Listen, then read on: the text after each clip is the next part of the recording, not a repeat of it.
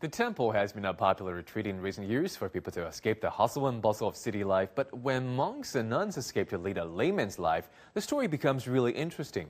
The curious twist turns out to be a Kunqu opera classic. And just when you think the storyline sounds too shocking even for the modern viewers, the famous Kunqu opera breaks with tradition again by setting to a modern dance.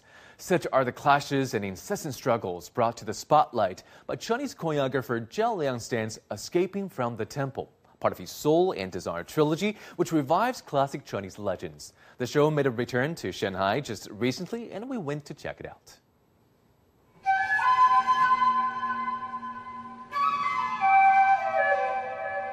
The inspiration for Escaping from the Temple comes from two famous Kunqu opera scenes. One depicts a nun's inner struggle with loneliness and longing for love in a family, while the other revolves around a tentative relationship between a monk and a nun. The two original stories were chosen to depict the complexity of desire and love. Zhao also infuses Kunqu opera styles into the dance. Lead actor Dong Fei said it was a great challenge to play a nun.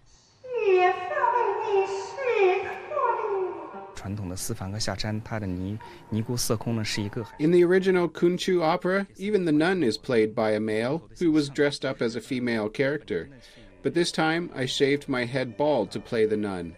We also didn't use all of the songs from Kunqu opera, yet we've kept some classic lines and some aesthetics in the dance show. So we have both traditional and modern elements. Since Kunqu opera is a classic and beautiful art form, I was considering whether it could be combined with contemporary dance. Maybe it'll be great publicity for Kunqu opera, and maybe it'll attract young people and those who have less interest in traditional Chinese culture. Early indications were good. Both weekend shows were sold out.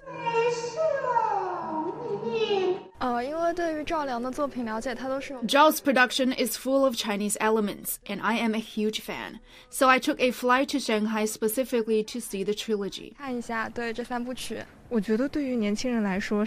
like the dance show, and I think it's easy to understand because it covers topics we care about, such as how to accept who we really are and how to go on with life.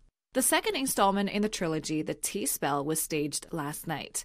The show was inspired by an exquisite teaware set unearthed from 600-year-old Famen Temple in Xi'an, Shanxi province. It recounts the story of a beautiful woman's relationship with a farmer, an officer, and a monk. The trilogy's finale, Dreams of Zen, was inspired by A Dream of Ren Mentions, one of 4 classic novels by Cao Xueqin of Qing Dynasty. It follows 10 men and women involved in love affairs. The 3 dances will be staged separately until December 9th. Su Ziqi, ICS, for CGTN, Shanghai.